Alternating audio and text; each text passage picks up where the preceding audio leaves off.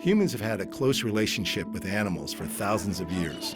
Scientists agree the domestic dog has been a trusted pet for around 15,000 years. And cats became part of the household from 10,000 years ago. And now it's estimated there are at least 600 million pet cats in the world. Exotic pets have also been kept for thousands of years. It's well documented that the Egyptians kept baboons as pets, and exotic animals kept in the home feature in many ancient texts. In modern times, the keeping of exotic pets has increased. A staggering statistic is that there are more tigers in the US alone than there are in the wild. Animal owners truly believe they are playing a role in preserving the numbers of exotic animals. But on the other side of the debate, there are those who believe it is a cruel practice to keep any animals in captivity. This series explores the issues from both sides, from those who know the dangers, but see the benefits, to others who condemn the keeping of exotic pets. Their stories follow. In Abney Park Cemetery, North London, there is an unusual gravesite, a sleeping lion, a memorial to Frank C. Bostock. Frank was a showman who toured with exotic animals throughout Europe. In 1893, he moved to America and connected the masses with these amazing creatures. He is credited as being the first person to bring a pet lion to the US. Frank was known to have been mauled several times, which is thought to have contributed to his early death in 1912 at the age of 46. Was this where the owning of great cats as pets began in the US and continues to this day? And as you can see here, this little pet Squeaky the lion makes a wonderful house pet. The danger factor is always there with these large feline pets, as this old clip shows. Watching it is a little unsettling, but it isn't enough to stop more and more people seeking the unusual as a pet. Animals are family, and it doesn't matter if it's a tiny little house cat or, a lion or tiger or bear. You have that connection with animals regardless of size.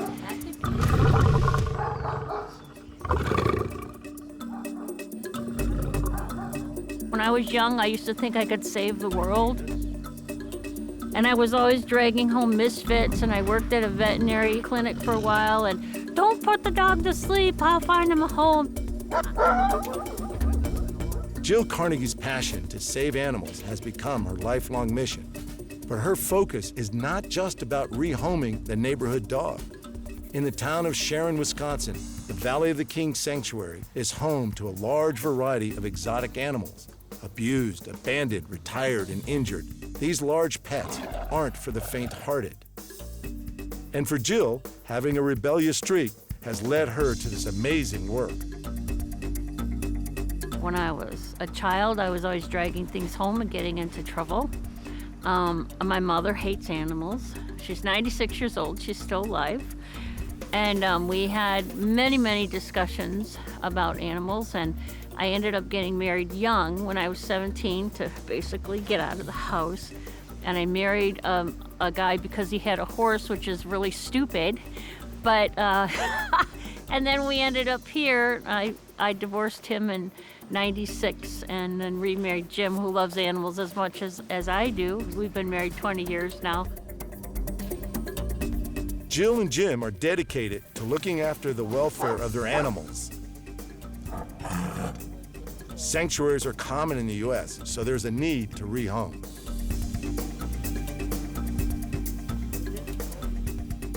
In captivity, big cats have been known to attack humans with devastating results. This horrific scene is testament to what can go wrong. A man trying to feed a couple of circus animals finds out the hard way that a tiger is a predator and one that can strike at any time. The defense is a couple of wooden poles, but the man struggles to save his hand.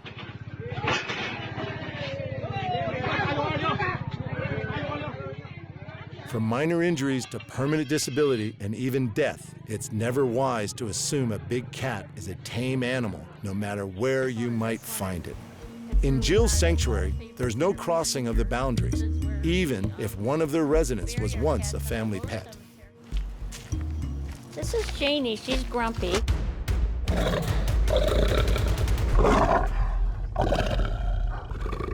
She hasn't been here very long. She's from a lady in Texas who has cancer, and she couldn't care for her. She was a pet, and she actually adored the lady. She's still adjusting. It'll take her time. The interesting thing is I can come out and she's fine with me. I can give her treats and talk to her, and she rolls over, and I don't go in with her. I wouldn't trust her. She's actually a very sweet cat. She just doesn't like a lot of people. She feels threatened.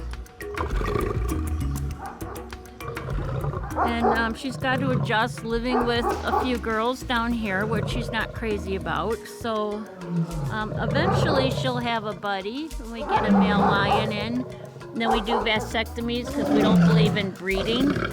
So she'll be happy. Callie, hi girl. This was someone's pet. They lived in Florida. She is about 17 years old, and she's been here ever since she's been about 5. She lived in their house till she was about 4 or 5 years old, and she had to run to their backyard. And then they had to move, and no place would allow them to have their lion.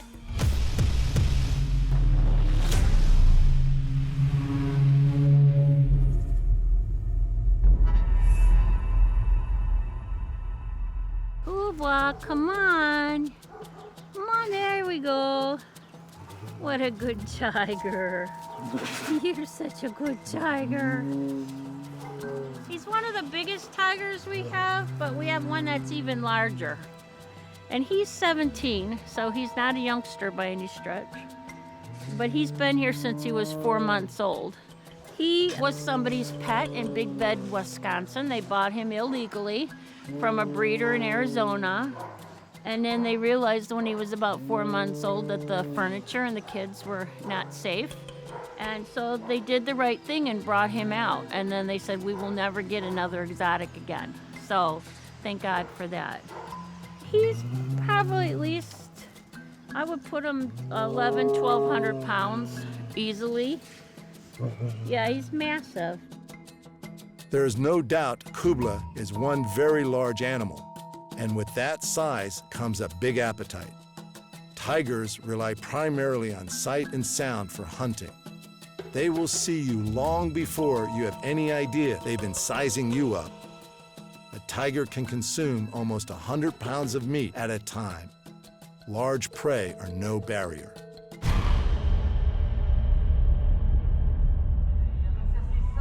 Even if you've been working with your trained cats for decades, you can never trust a tiger.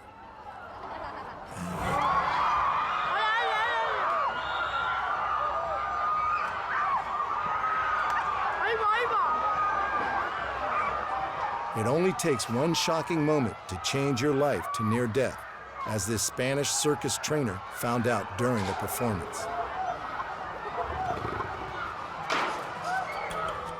Kubla doesn't have to go on the prowl for anything but more affection. And with Jill around, that's a given. He's an absolute love bug. He doesn't have a mean bone in his body. But you always have to remember that they're trained and never tamed.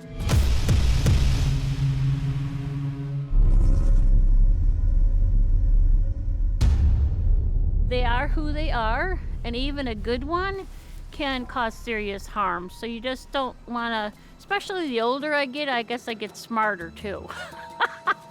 Yeah, we always take tons and tons of precautions.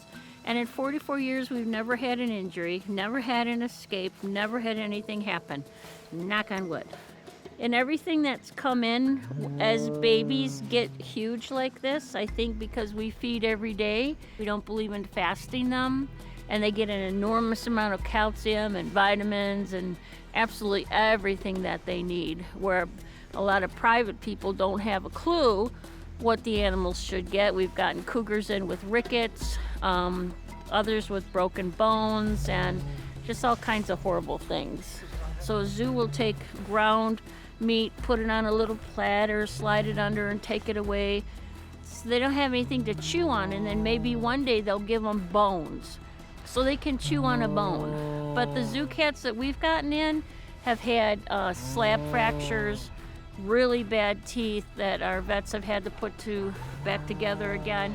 These guys, ones that have come in when they're young that we've raised, even when they're senior citizens and we knock them out, their teeth are absolutely pristine because they get everything that they need, the hide, the bone, just everything. Plus they get supplements. Jill feels right at home with these enormous cats. These are her adored pets. But when the need arose, she took a big step out of her comfort zone to start welcoming large Syrian grizzlies to the sanctuary. So gentle, yeah. Which at first I was like, grizzly bears? I don't think so. And when I saw them and how gentle they were, I'm like, okay, this could be doable. Jill's not at ease with these enormous bears, but is growing to like having them around. However, choosing to hang out with these massive predators inside the cage, knowing they're capable of suddenly turning on anyone, isn't a choice for most of us. Is this bravery or a death wish?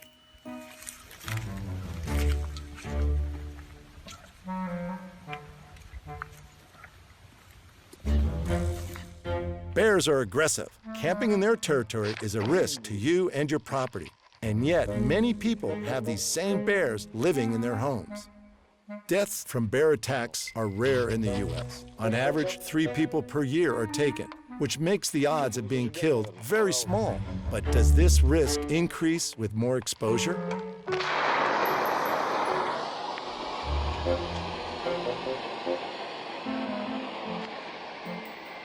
While Jill devotes her life to caring for her pets, there also comes that heartbreaking time when you need to say goodbye. We hold the record for the oldest living felid in the world, and that was Sammy. He lived to be 36 years old, a purebred Sumatran tiger. And he was a little butterball the day we put him to sleep, sadly, but his hips gave out. So when the quality of life is gone, then it's time for them. We cremate all of our big cats and our other animals. That way no one can dig them up 100 years from now and get them. I'm like King Tut with the grave, so.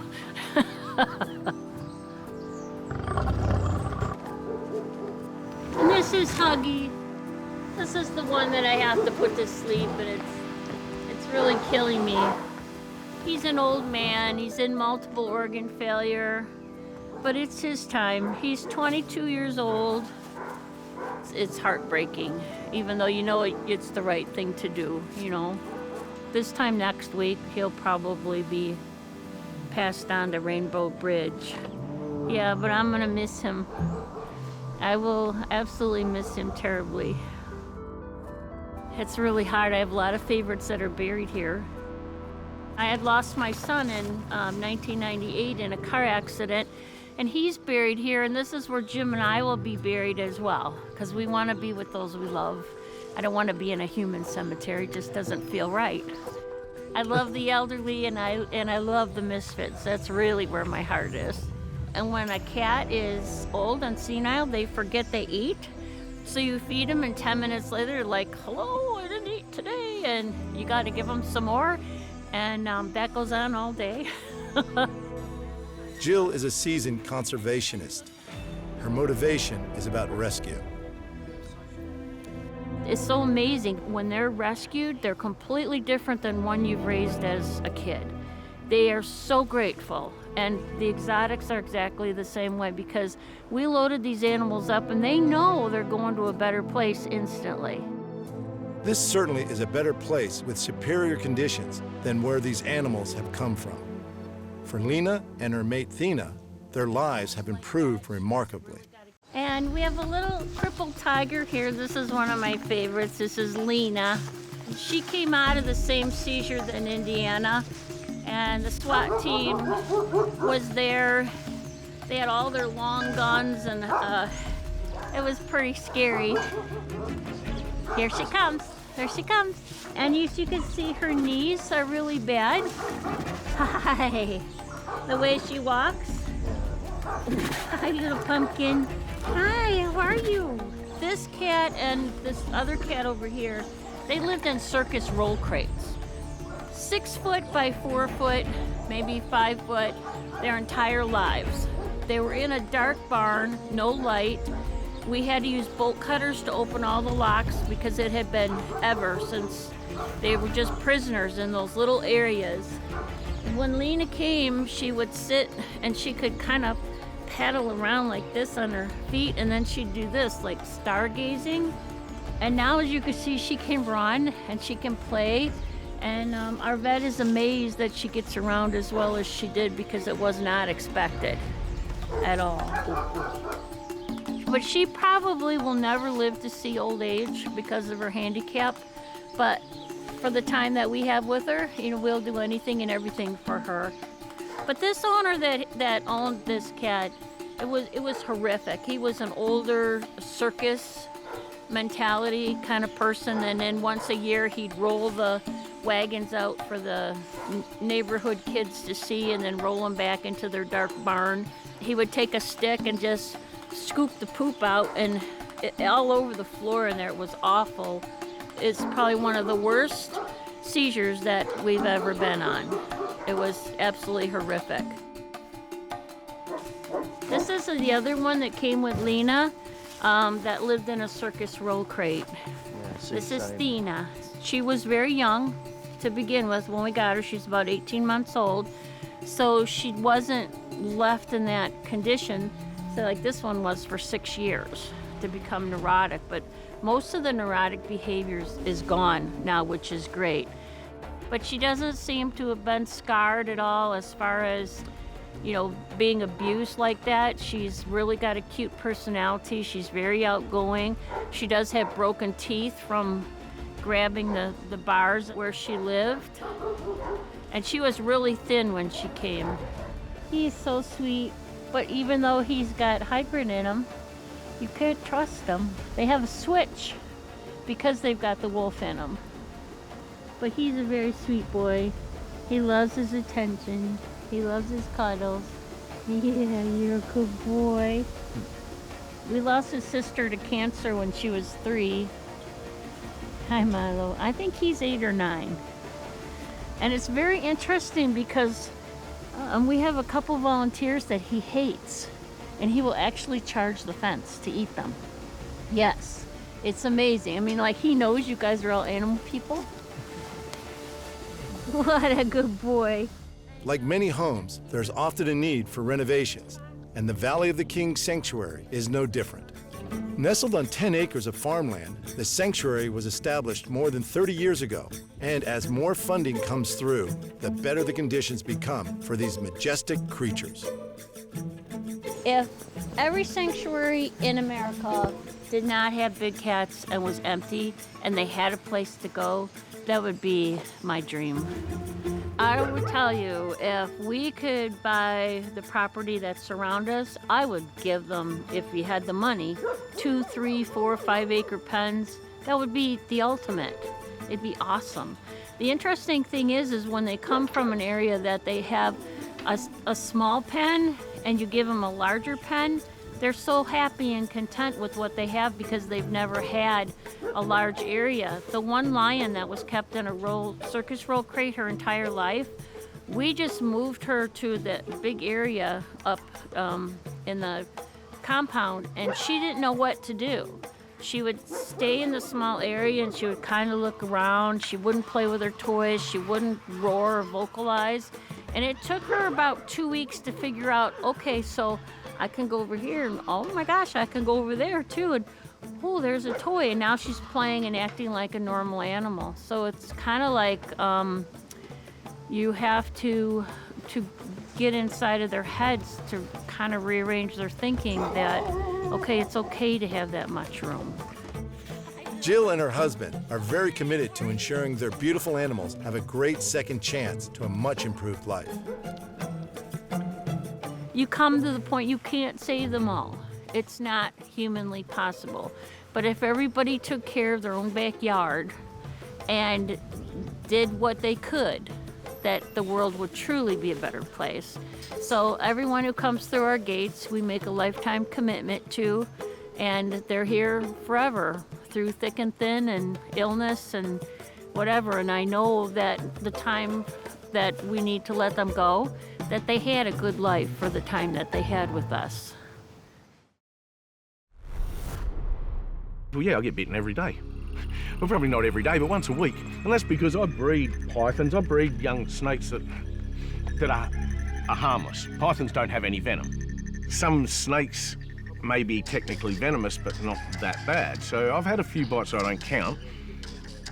If you get to the pointy end, I've had 4 intensive care visits. So 4 times the word's been a bit touch and go.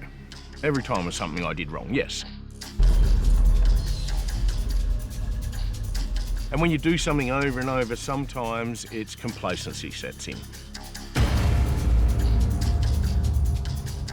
Just how close would you get to a snake? To feel the snake's body slithering against your skin. Even experienced snake handlers, like this one in Cyprus, who removed the snake from the neighbor's backyard, can run into a problem. Yes? Yes. She started to jump because she had snake. The adrenaline factor is huge, but the consequences can make for a very bad day. However, when you're performing for a crowd, it's all about the showmanship.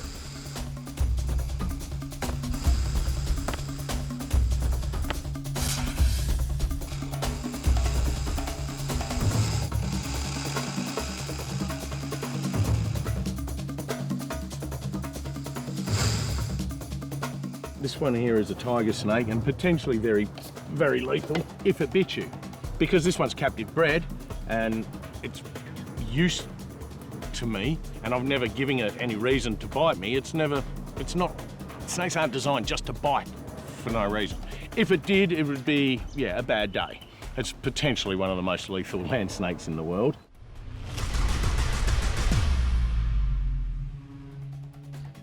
He won't just bite you. This is the misconception. He doesn't want to bite you to get away. So often you won't get a warning. You'll hear a rustle in the bush and that's him already getting away.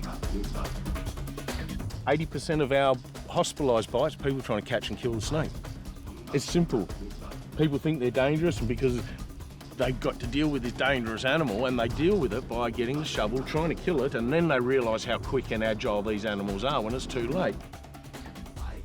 Australian Gary Davies has had a fascination with snakes since he was 5 years old. He knew he wanted to be a snake man. Over the years, he gathered a collection of the most venomous, including the tiger snake, king brown, and death adder. Add to that a few different species of pythons and lizards, and you've got a rather uncommon assortment of pets. For Gary, this passion for reptiles has led to a career working with snakes and educating the public.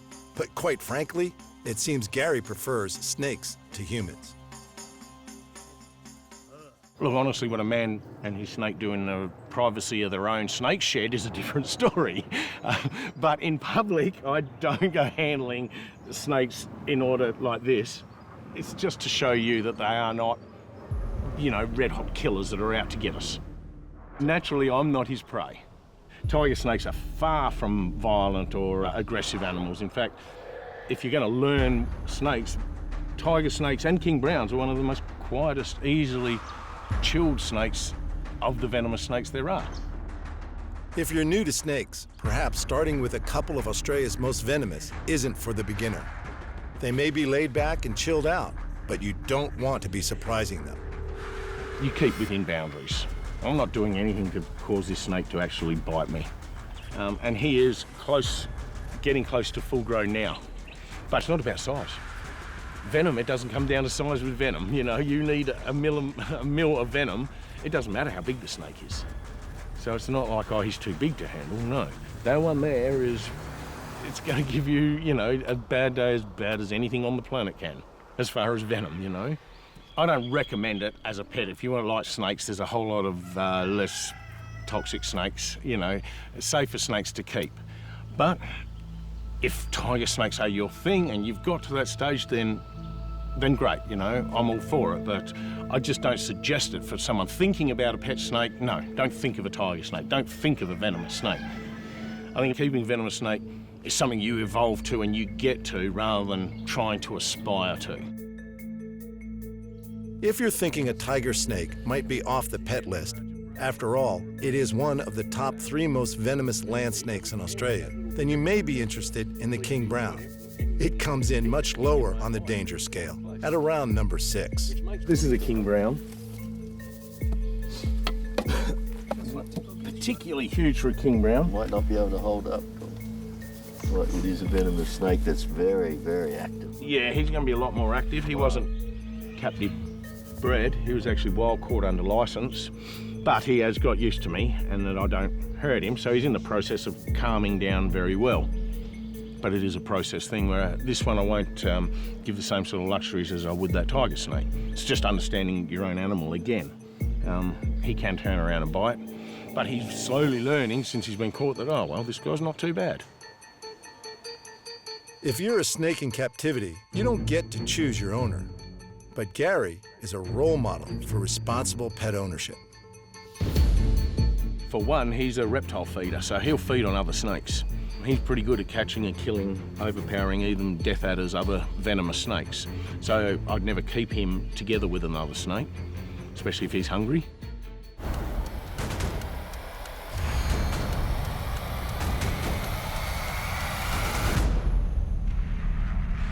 Great tip for the uninitiated. It pays to do your research. Snake ownership is serious business. There's a lot to learn in order to stay safe. The king brown is the largest member of the black snake family, so he's not actually a brown snake.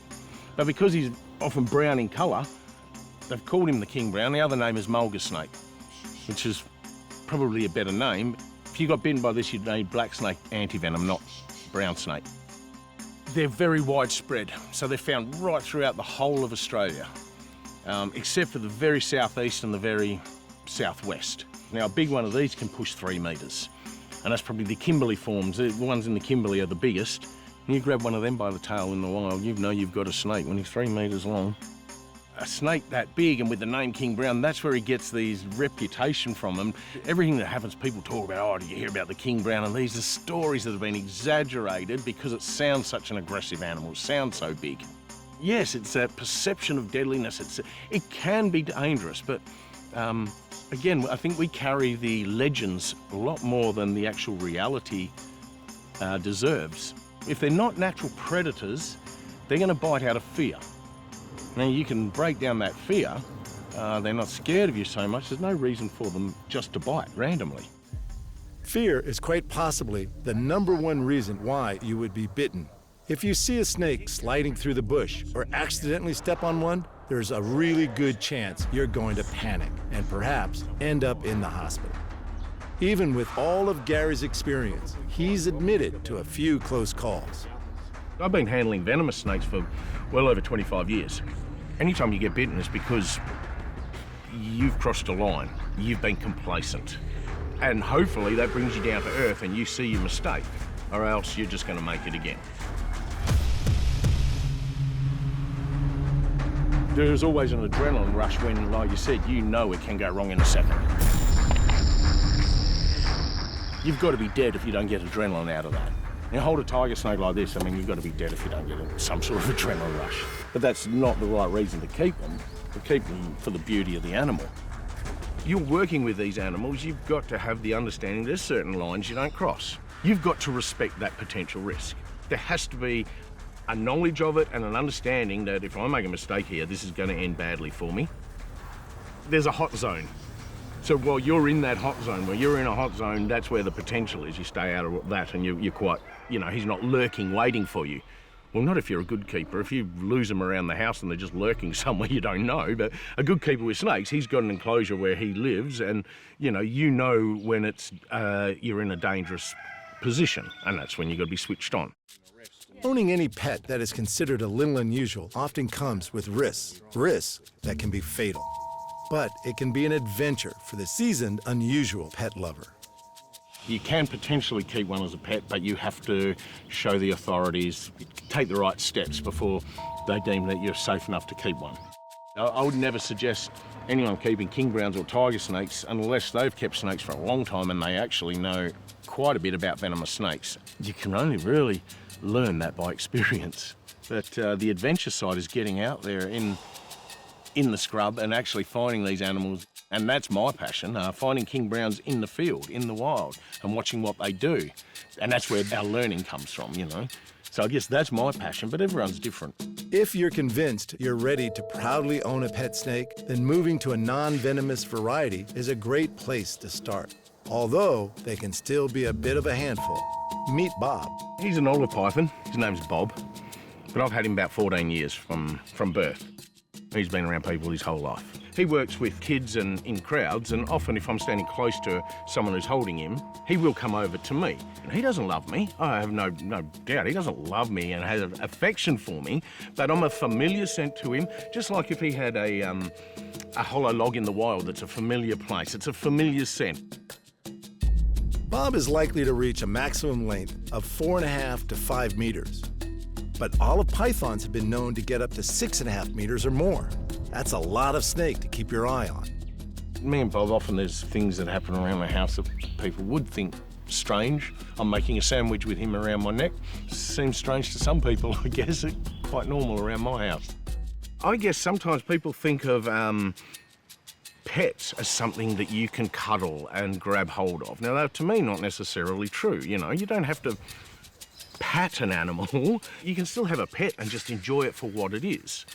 And I think that maybe that's a line that some people call some things a pet because they can cuddle it at night and give it a hug. Some animals don't necessarily want to be hugged. But does that make them not a pet? If you're looking after them, you keep an animal in captivity and you give it all its needs and you look after it and it's a healthy animal and you get enjoyment out of it, then to me that's a pet. You've got to have respect, and they can be dangerous, but there's so many things in this world that can be dangerous, you know? Some people get married, God, you know, that's danger there. You know, each to their own, really. Some people think that reptiles are easy, especially snakes, easy pets to keep, and I don't like that attitude, because you think you're going to get a pet because it's easy to keep, then that's probably the wrong reason to get them. They can be easy once you understand their needs, but sometimes their needs aren't as simple as people think. You know, a lot of people think, oh, you just keep them warm. Well, keeping them warm, you can kill them by overheating them. I do what I love. Since I was 5 years old, I loved snakes, so if I could turn my life into snakes, that's what I did. But again, it comes down to some people keep it just for their own ego, especially when it comes down to, well, predator pets or things that are potentially dangerous. Often the person's keeping it just to say, look at me, you know, and I think that's the wrong sort of person, and often they're the ones that make mistakes. And in this game, the problem becomes ours because someone keeps things for a wrong reason. If they get bitten by a tiger snake, they make the news. And there's knee-jerk reactions that come to the rest of the hobby. Everyone that keeps these animals has to get affected by the weakest few.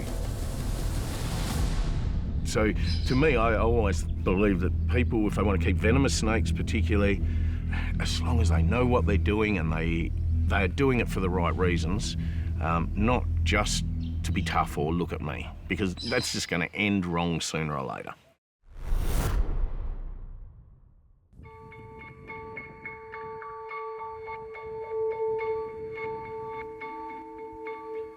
People see these cats on Disney films, you know, oh, they all look all friendly and I want one of those. And what happens? They get one and oh dear, it attacks me. It's destroyed my house. Oh, I don't want it anymore. That's the pet side. But then a number of these private breeders are doing the job properly. Dr. Terry Moore knows cats. In fact, he loves cats so much he has devoted his life to ensuring the survival of a wide number of species. But don't be fooled by the fact that Terry is in the enclosure with this Temix golden cat. These cats are quick and can attack. However, in the right hands, they can be mostly controlled. And then there's the African golden cat, which is much more orange than this. Keeping cats in captivity, there's the pluses and the minuses. If they're doing it properly, and there are a lot of private breeders in this country that we work with, a lot of the private breeders work with zoos and are providing livestock for show in zoos so that people can come along and just understand why we need to protect them. But then you've got to differentiate between the people who look after the animals properly and the ones who just want them for status. You know, I've got this cat. Having one as a pet, I'm sorry, this isn't going to work, because very few of these cats are friendly enough to be classed as a pet. These cats are all in good hands at the Cat Survival Trust. While the trust is focused on long-term conservation of cats in the wild, this 12-acre property at Hertfordshire, England, is a haven for unwanted and surplus wild cats from zoos and other collections where cats have proven to be too much of a handful. When I was studying at London University back in the 60s, I was actually working part of the time for my uncle's firm in aviation insurance to pay my way. And one day I went into Harrods, and there was a South American margay for sale for £300. And I thought about this. I thought, that's a nice cat, and for the wrong reason, to have it as a pet. And I went away and got the money together, and 3 weeks later went back to buy it. But unfortunately, Lady Fisher of Kilverton Wildlife Park beat me to it. But between 66, which is when I saw this cat, and 75, I accumulated so many books about wild cats and realised that, you know, there were 37 species of cat, not just your lions and tigers, but, you know, such amazing cats as pampas cat and Andean mountain cat and sand cat and Eremite cat and so on, which I'd never heard of. I mean, they weren't in the school curriculum. So I really got into this and felt, well, something ought to be done. And realised very quickly, after a few years, that sadly there wasn't a rescue operation in England to take surplus and unwanted cats. So a group of us got together, and in 75 we formed the charity, basically to look after unwanted and confiscated cats from illegal collections. He's getting a bit heavy to hold, and you've got to be careful when you're holding him. It's uncomfortable for him. The Eurasian lynx is an interesting one. The Scandinavian, there are about 2,000-3,000 left. The Central European are 200 or 300, and the Italian down to about 40. This is a Central European, so with 200 or 300 left is not good. He's only really friendly with 4 of us. We used to allow people in with him, but not anymore. He picks up on the slightest element of fear and get quite aggressive.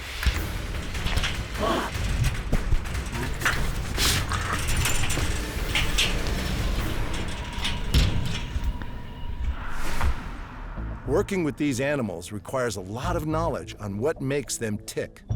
We wanted to study cats in the wild. We wanted to find some ways of perhaps preserving cats in the wild, keeping them safe in the wild. We wanted to provide an educational service. The first 30 years were pretty difficult, although in '92 we did manage to buy 10,000 acres of virgin forest in northeast Argentina with 5 species of cat living free in their own environment. And in future we want to buy more natural habitat, because keeping animals in their own environment is by far the most economic, most ethical way. And of course, to save cats, you've got to have that entire ecosystem intact.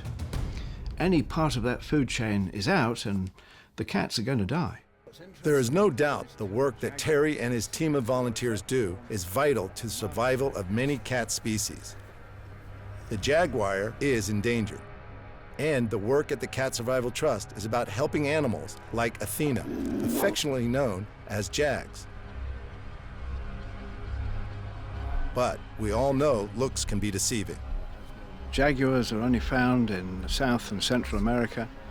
They're quite different from the leopards. They're much bigger, much chunkier, and much more dangerous. They'll take crocodiles out of the rivers and just crunch them.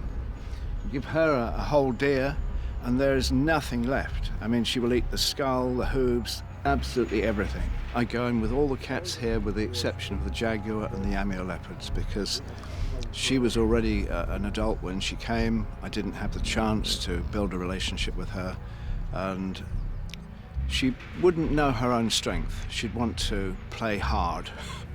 The unpredictability of a pet in captivity is never something to be ignored. Out of all the cats we keep here, she's probably the most dangerous.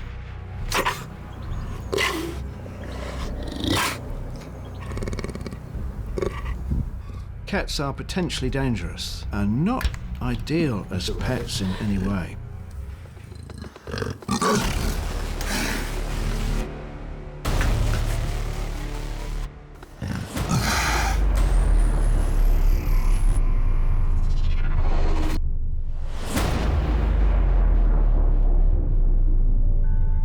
Big cats have an enormous appeal as a pet, particularly when they're young. They are playful and often have many of the enduring characteristics of a domestic cat. However, when you think what a domestic cat can do to a small mouse, you'd have to be mindful that the time may come where you could end up being the big cat's human mouse to torment and tease until your last breath is taken. Perhaps these cats are far more spectacular in the wild than in your backyard. But for these cats to roam free, a lot of work needs to be done. Keeping cats in captivity is a sort of stopgap. Let's face it, most of the wild places where you find cats are being wiped out. There's just too many humans. We need oil, we need minerals, we need metals, we're destroying the habitat. And so every species is seeing falling numbers every year. The way it's going, we could lose every single species, not out of cats, but everything else. Research and breeding programs are vital to save these animals. Zoos have played a major part in education, allowing people to understand why animals are important.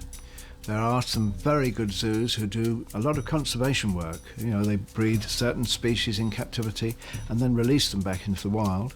For the good zoos that have lots of information, lots of placards and posters all about why we have to save animals, that's great. But I think what we have to do is look really seriously at the zoos that are underfunded, that aren't looking after the animals properly, and they should be closed. So the question is, in the future, so many of these cats that have many subspecies, how relevant is it to say, right, let's save all of the different subspecies? Pumas, originally they thought to be 29 subspecies. So when you've got a species like the puma, what you find is that those that are living near the equator are much smaller. Those that are living away from the equator are much bigger and much chunkier, and their fur is much thicker. Sadly, because jaguar need much stronger enclosures, this is a much thicker wire than you would keep any of the other cats that we have in. Zoos can't generally afford to build a huge enclosure like this with this extra cost added to the wire. She's now unfortunately too old to breed, and because the Jaguar stud book have said, look, if we breed a load, where are we going to put them? Because zoos can't afford to build this sort of enclosure anymore. So there is a restriction on breeding. Generally speaking, stud books are there to make sure that we don't get surpluses in official collections. And that's very sensible with the jaguar, because there's a fair number left in the wild, although as they destroy more and more forest, we're losing habitat at such an amazing rate, and ultimately some of the subspecies could disappear. Whether you're looking at these cats thinking, I want one as a lovable, purring pet, or if you feel you should get on board to help save many species of big cats, it's clear the survival of these incredible animals is up to the human race. We've hunted to the point of extinction. We've destroyed habitats, but we can still make a difference. My number 2 is more than capable of taking over. We have a number of volunteers who potentially could take over in future times. And we're very lucky. We've had a lot of volunteers in the past who are emailing me quite frequently. Are we in a position to have them back? They don't need much money. They just need enough for food and clothing and bits and pieces. we're at a situation now where we know a number of our supporters have left quite substantial sums to the charity, not only to keep it going, but also to buy more natural habitat in countries around the world. So I feel pretty happy about the current situation with the trust. We don't have any debt here. The property is effectively owned by the charity now. I don't have any fears in the future. Too many animal collections don't think ahead. And that is one problem with people who keep exotic cats as pets. What is going to happen when they die? What is going to happen when they can't look after them anymore? But with the huge number of people who keep private collections of all sorts of animals, they really need to think this through, because the only option is to put them down. And then what was the point of having them in the first place? People who keep these animals, a lot of them will have friends and relatives come and see the cats, will learn more about why the cat is endangered, and that will all help towards people in the future providing funding for new projects, particularly in the wild. And certainly we found by having cats here that when we bought our 10,000 acres of forest in Argentina, people were very happy to support it because they saw the cat and they saw why we wanted to save the cat in its own habitat.